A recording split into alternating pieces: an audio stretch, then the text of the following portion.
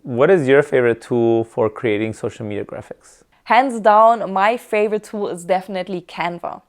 Canva makes it super easy to create any graphic, whether it's a social media graphic, a website graphic, an infograph, anything and everything.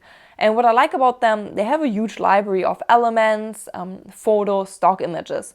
And especially if you are not really into design or you don't really know what works together, Canva has pre-designed templates that you can use. Personally, I like to design my own templates, but especially for beginners, that's such a great tool to just use pre-designed templates to change the colors, to add some elements.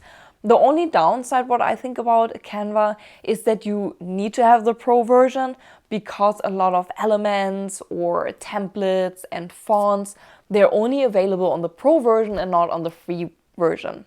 So I think that's the only downside for me, but since I'm using it daily in my business, the pro version definitely makes sense. What are some effective strategies for using text in social media graphics? Using text in social media graphics can definitely be a powerful element when used correctly. And I want to put an emphasis on correctly because when it comes to text, you have to pay attention to the hierarchy. The last thing that you want to do is overload your graphic with way too much text that it's super cluttered and not attention grabbing. So when it comes to visual hierarchy, one element of visual hierarchy is just the different font sizes. So for instance, the heading, the subheading, and the body. So each one should have a different weight, meaning one could be bold and bigger, whereas the other one could be a little bit smaller and a little bit more in the background. When using text in your social media graphics, you also want to make sure you only use the most important, bare, essential text callouts. Again, you don't want to overclutter your text with a lot of text. Again, you can use all the text and the extra information in your caption, but not in your actual graphic. You also want to choose an easy to read font. Stay away from anything that's overly decorative, that is hard to read, especially on a mobile phone. You always want to opt in for a font that is legible, even when you pass by. And always remember, you need to have a mobile first design mindset because the majority of users are using the mobile phone to look at your graphics, meaning it's much smaller. So don't use any, I want to say, like weird fonts or fonts that are just super hard to read. You can also use bold and contrasting colors to really highlight key information or call outs that you want to draw attention to. And when we talk about highlighting colors, meaning, let's say you have a headline and you highlight one word, meaning highlighting, putting another color behind the word. So let's say you have a black word and you can put yellow behind there, or you can put a nice orange behind there. It's almost like you take out a marker and you highlight different parts that you really want the attention to go to. How can I create visually engaging and eye-catching graphics? When I create graphics, I always rely on the rule of third. And the rule of third can really help you to create visually appealing graphics. The rule of third is a fundamental principle in design and photography that suggests dividing your graphic into thirds, so both horizontally and vertically.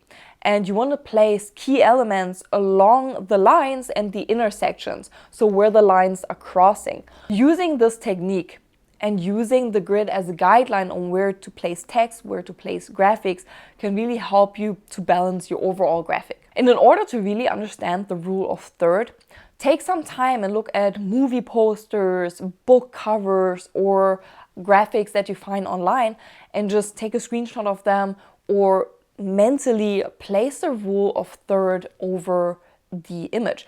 What are the best practices for using colors in social media design? I see way too many graphics using way too many colors. So one mistake that you definitely want to avoid is overloading your graphic with way too many colors. You can go back to the color schemes that we talked about earlier, where you can choose either a monochromatic look, an analogous look, complementary colors. But overall, you want to stick to anywhere between 2 to 4 colors max in your graphic. If you add more than 4 colors, it gets very cluttered and colors started to compete with each other. What I like to do in graphics, when I stick, let's say I stick to 2 colors, but I want to add a little bit more dimension, I use the same color but decrease the color opacity. So making it a little bit more transparent. This ultimately adds a different color to my graphic while still staying consistent with the rest of the colors. And adjusting your color's opacity is also great when working with your brand colors. Usually you're choosing anywhere between 3 to 5 colors for your brand, so your brand colors.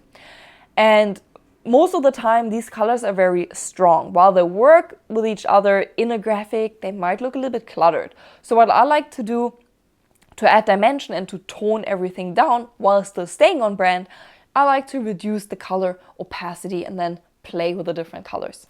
And one of my hands down favorite tip to test the legibility of a graphic is turning everything into grayscale. Using a grayscale filter helps you to ensure you have enough contrast in your design. So if your design is not readable in grayscale, you want to increase the contrast of your design.